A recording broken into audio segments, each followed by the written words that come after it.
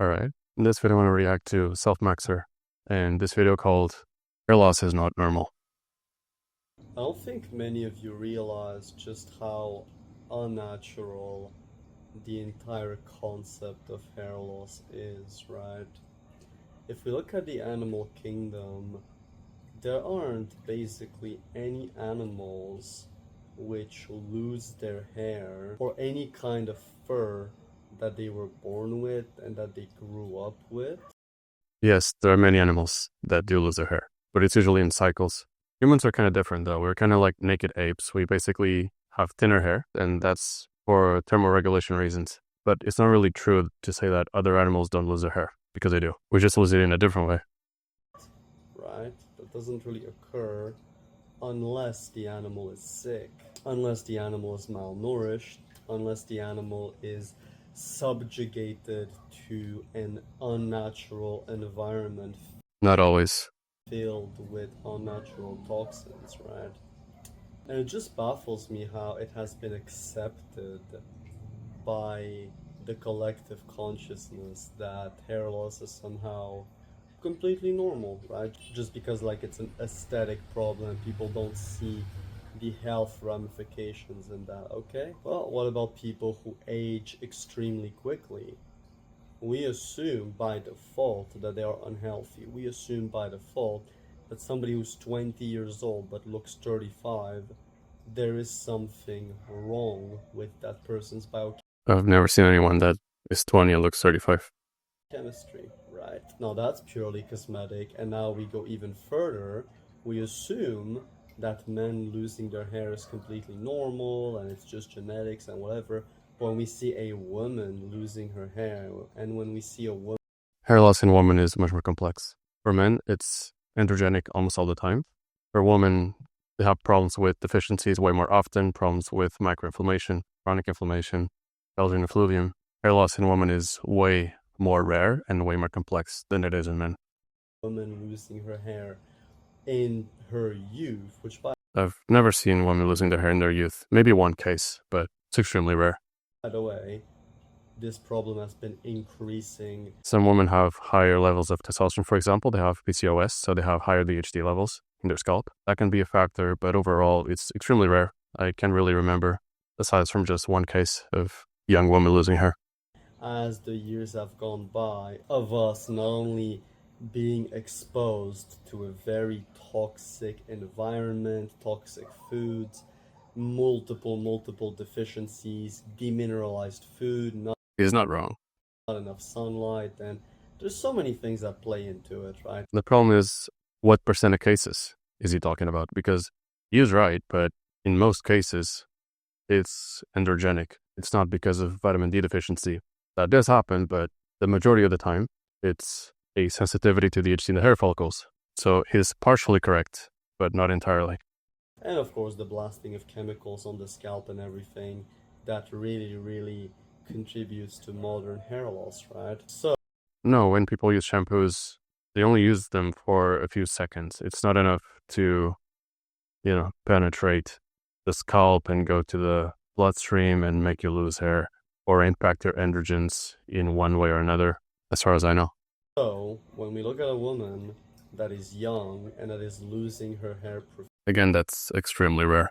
profusely, automatically we assume there's something wrong with her. Automatically we assume that she's unhealthy. Automatically we assume that there's a problem there, right? Yeah. So why wouldn't it be the same for men, right? We inherently find hair thinning in men to be unattractive, to be the sign of a man that is sicklier. This is something that we intuitively feel, right? And I feel like this acceptance of hair loss as being something completely natural, there's absolutely nothing wrong with you if you're losing your hair. It's just People that have genetics to have really high DHT sensitivity in the base of the hair follicles, they can have a perfect lifestyle. They're still going to lose hair. It depends on the person, but it is true that you have environmental factors that basically can trigger your genetic tendencies. genetics, and it's just this hormone that is misfiring, and it's a mistake of nature. It doesn't really make any sense. There is genetic variability. Some people have genetic diseases just by being born. Some people are born with 6 fingers, for example, and some people are born with a really high DHT sensitivity in the hair follicles. There is such a thing as genetic variability and genetic recombination. It's not always predictable. It's not always perfect. Sense, right? It is a very, very lazy, surface level explanation to the problem. Now, the thing is, a lot of people are affected in multiple different ways when living an unhealthy lifestyle, right? Some people can get autoimmune issues, some people can get mental illnesses, some people can get, really, really bad acne, some people can get all sorts of different internal illnesses which did not exist basically at all for the majority of our existence on this earth, right? Or maybe they existed, but they were extremely rare. For example, if you look at isolated tribes, they still have hair loss. It's way less common, for example. That could be due to genetics or environmental triggers not being as common there, or both. But it is true that in the modern day, we have environmental triggers that can lead to more acne and more hair loss. It's just that most of the variance is still genetic. Some people can have a perfect lifestyle and still have acne and hair loss. And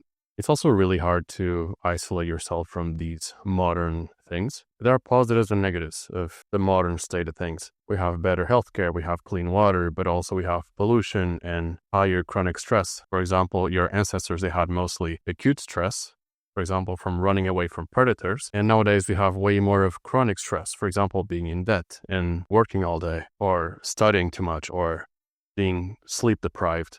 These things increase chronic stress, while back then we mostly had acute stress, which is fine, but chronic stress isn't, and that can impact things like acne and hair loss. So those are, for example, some of the environmental triggers that can trigger your genetics if they're predisposed. For example, if you have predisposition to have acne, having chronically high cortisol levels, they can increase acne, and it probably will.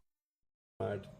Now, this is where genetic predisposition comes in, right? Physical degeneration is something that the vast majority of people in the modern world are undergoing, right?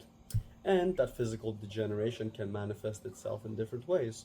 Some people with really good genetics can withstand the abuse for a certain amount of time, for a certain amount of generations, but eventually, over time, if the habits are still degenerative, eventually you will end up with a lot of problems, even if initially you had good genetics, right? Because genetics is nothing more than the amalgamation of the habits of all of your ancestors combined, right? No, genetics is more complex. That's part of it, but that's like epigenetics. There's also sexual selection, there's natural selection, and then you have genetic recombination. It's more complex than he's making out to be. Epigenetics is ultimately what led our genetic code to be what it is today. But it goes deeper than that, because as humans, our minds have a huge impact on our bodies as well as the entire construction of our reality, right? And the body tends to follow suit when it comes to the mind, That's why hypochondriacs, for example, the people that are afraid of germs everywhere and stuff like that, they just assume themselves to be very frail, so that if they touch a doorknob or something, that they're gonna get sick. And as a result, these like germaphobe types, they get sick a lot more often. I mean, yeah, it can have an impact. For example, there's such a thing as placebo effect and nocebo effect. Who don't care about that stuff, right? But it goes even deeper, right? Like, if you've just set in stone the idea that it is normal to lose your hair, that it is your genetic fate, that you internalize the idea that, oh yeah, like my grandparent is bald and my dad is bald and this and that, this internalization is going to contribute severely to your hair loss. No, not really. The unconscious programs that are running inside of your brain are sending bioelectrical signals to the cells in your body to rearrange themselves to basically bring forth the assumptions that you have about yourself, as well as the laws that govern your world, right? No, not really. During war, a lot of people pray to not die, and they still die. Ultimately, that's not going to change things like hair loss. So when you understand the perspective that hair loss is unnatural, when you understand that it should not be happening, when you understand that there is no way that humans are the only species who are designed by nature to lose their hair just because, right? Once you've actually undone a lot of that, then not only does their hair loss actually get better, but you can also start taking the proper steps towards hair restoration and keeping it for the rest of your life and not having it go gray and all of these amazing things that a bunch of indigenous tribes who do not experience any kind of hair loss nor hair graying, They still experience hair loss. They have lower rates, but they still experience hair loss. into their 60s and 70s, by the way, have figured out intuitively, right? And they have pretty low average lifespans, even if you discount infant mortality. I talk about hair masks, I talk about nourishing the hair topically and whatever. Doesn't work. I didn't invent any of that stuff. There's a lot of indigenous tribes who have been doing this stuff for hundreds, if not thousands of years, Doesn't matter. right? These different concoctions of like, animal fat and oils and spices and butter and local extracts and whatnot that they just turn into a hair potion that they apply to the hair. And all I did really was create my own recipes around the whole thing. And many people ask me, oh, what do you do and whatever. And it's like, it's kind of simple, really. It's more about the principle rather than a specific recipe because I like to experiment with different ingredients all the time. But if you want a very simple cookie cutter recipe that you can apply to your hair to really, really nourish it while also reducing scalp inflammation at the same time, that's the amazing thing about hair masks is that they work through multiple pathways to induce hair regrowth. But a very simple one you can do is you can mix tallow or butter, right? Both are kind of interchangeable, with an egg, with black seed oil, Seed oil. with peppermint oil, and with rosemary oil, right? And if you care about lightening your hair color the same way that I did it, then you would add turmeric. Turmeric. Gotis says it's a toxin. I like that he doesn't agree with Gotis on 100% of things, because like the average Primal guy that I see, they have zero disagreements with Gotis. They all parrot what he says. But that's kind of nice. And lemon juice and black pepper to it. And those things are not just for hair color. Turmeric is also very, very good. But yeah, I don't see how that's going to work. That may work on, for example, microinflammation, but that's a byproduct of too high DHT sensitivity in the base of the hair follicles. Growth stimulant as well as anti-inflammatory on the scalp. You can also add some castor oil, some wheatgrass. Yeah, some people have hair loss because of the inflammation, but that's the minority. In most cases, it's androgen related. Juice powder, and there's so many things like these recipes, these hair mask recipes can be very, very, very versatile. Bone marrow is also a really good one that you can add as well. And yeah, you just mix everything in, apply it to the scalp, apply it to your ends as well. It will also improve the strength of your existing hair, and yeah. The one thing that those indigenous tribes don't do though is they don't combine those hair masks with microneedling, which drastically increases the absorption of every single substance inside of the hair mask, right? Kind of interesting that he is pro microneedling, considering it's just man-made needles that pick holes on your skin. But yeah, that's going to increase absorption, but not that it would matter anyway, because we don't have clinical trials on those ingredients to stop hair loss, so. Right, so that is one of the little hacks that really go a long way. So always do microneedling before you do the hair mask, right? And of course, those indigenous tribes knew what to consume food-wise instinctively, right? They're out in the sun all the time, they're grounded all the time, they're not as affected by EMF radiation, they're not as affected by blue light toxicity like we all are.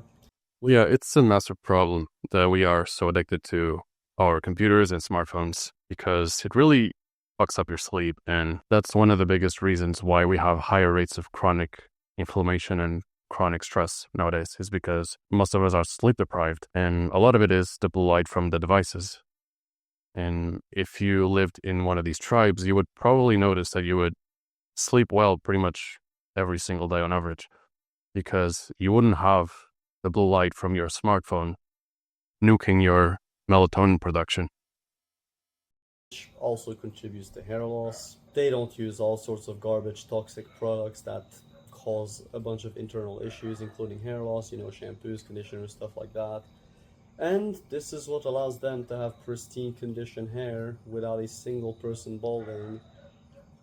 That's false. They still bald, just at lower rates. Until you bring those tribe members to the modern world, because for all the people who say that it's all genetics and blah blah blah, No, it's not all genetics.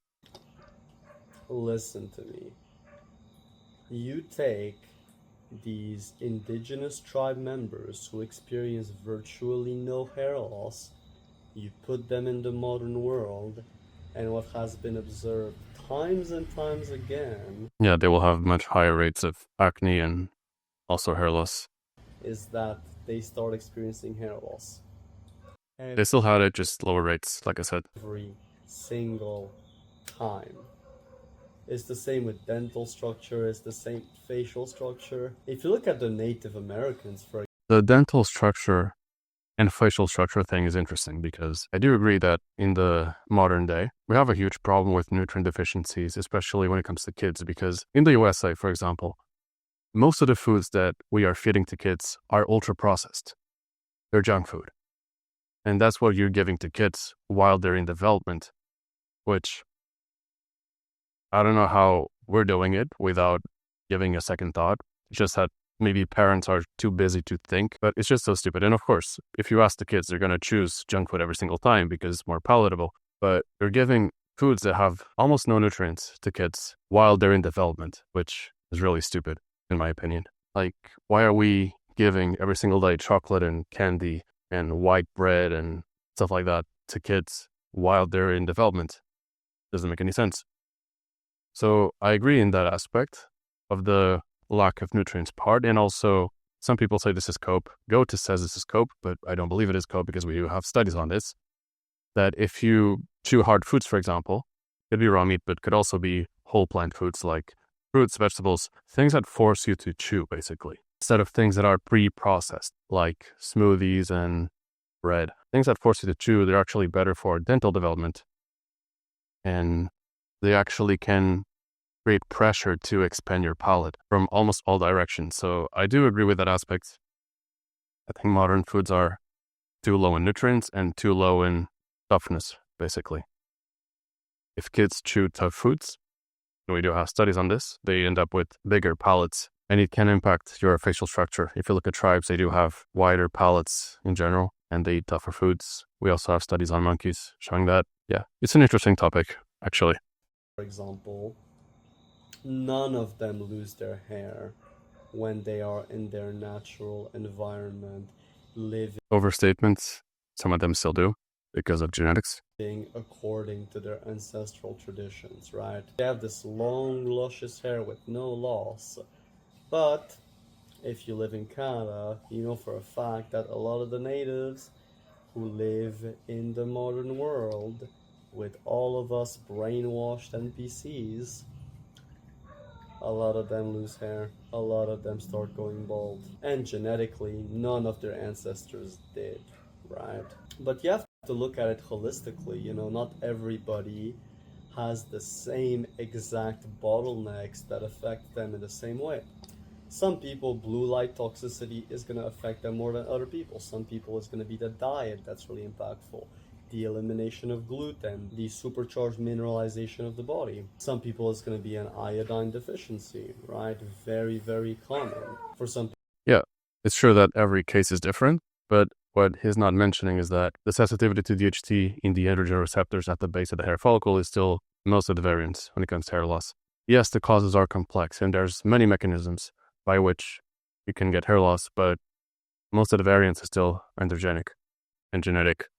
it's going to be in systemic inflammation, systemic toxicity, which leads to scalp inflammation.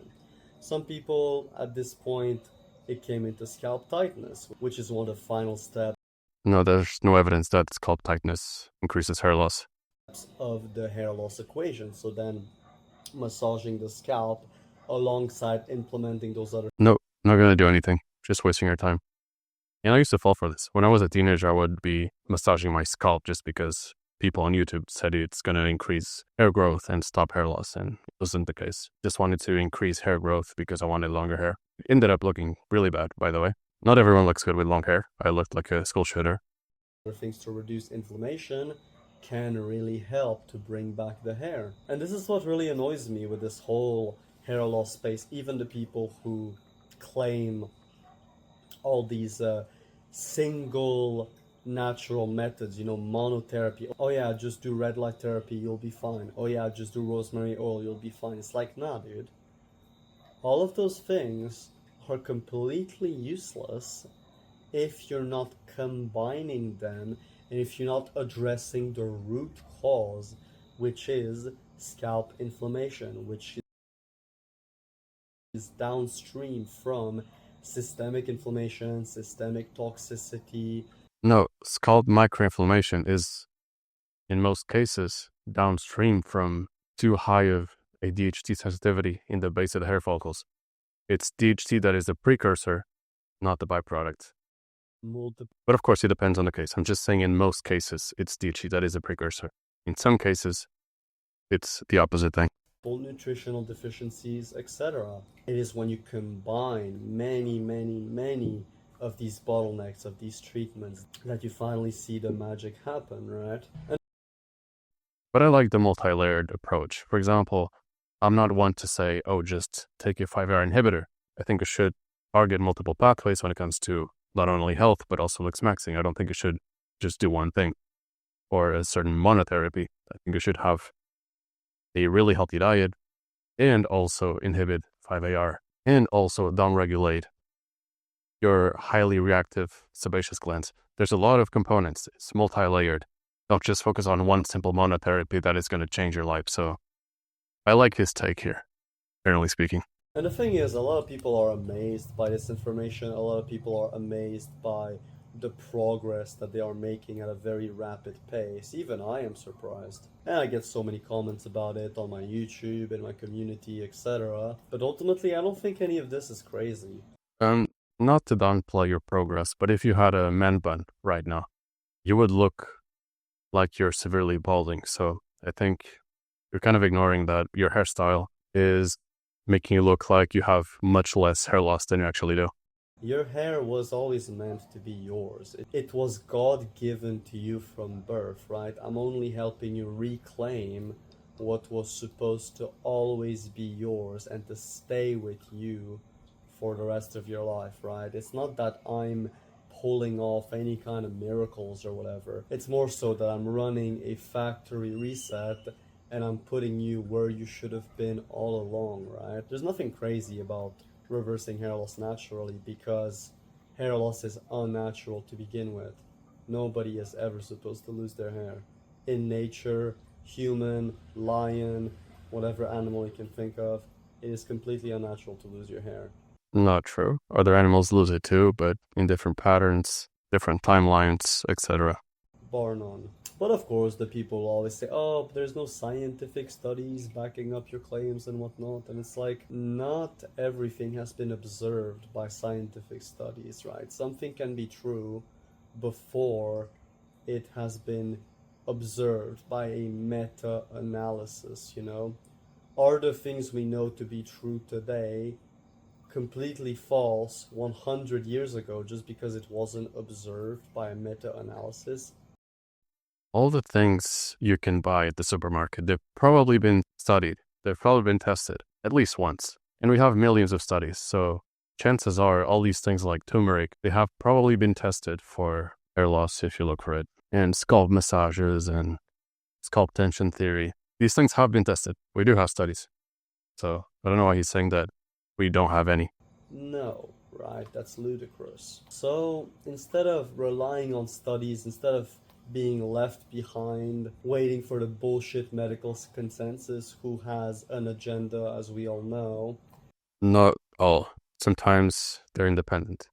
And that's the studies I look at. I look at the independent ones. So yes, some studies, they have an agenda. They're trying to promote the dairy industry or the meat industry or certain supplements. There's a bunch of BS studies just because they're trying to sell a supplement. But if you look at independent trials, and then you do a background check and you confirm that it's independent, those studies, they're just trying to find truth. And there's a bunch of those on PubMed. So he's partially correct.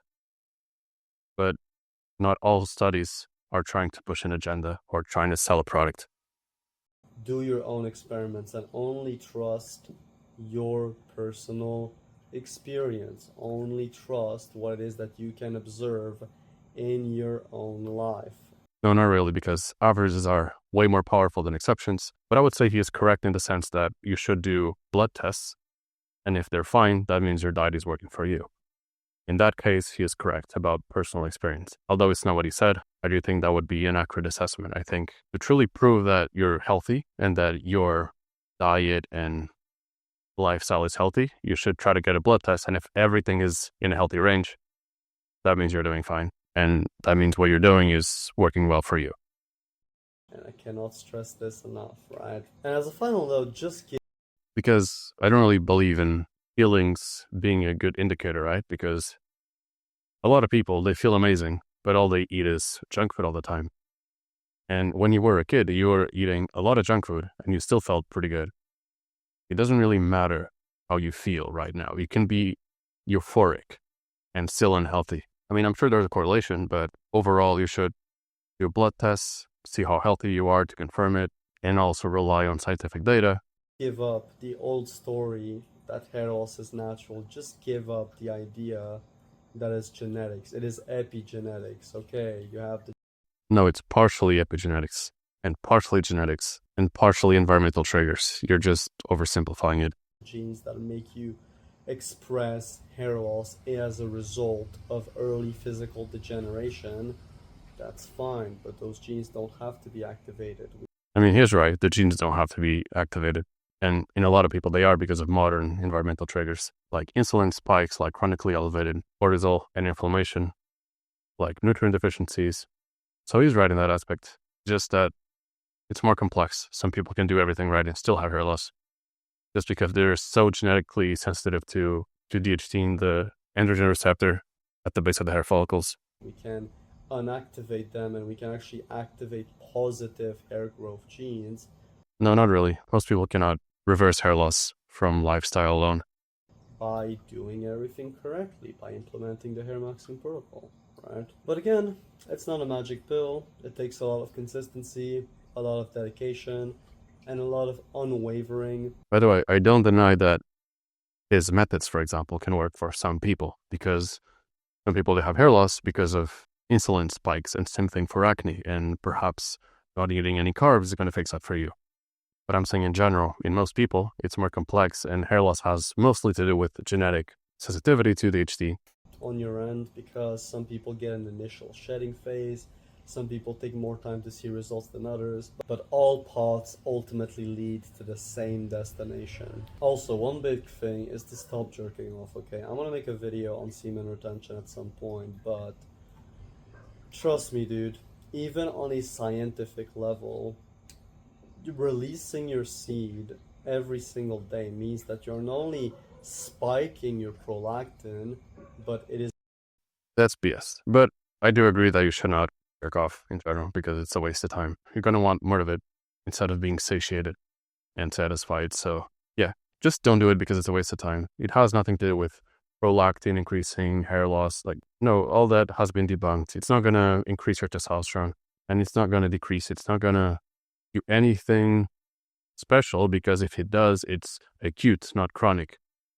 So don't do it because it's a waste of time, not because of the androgenic mechanisms that he's trying to describe.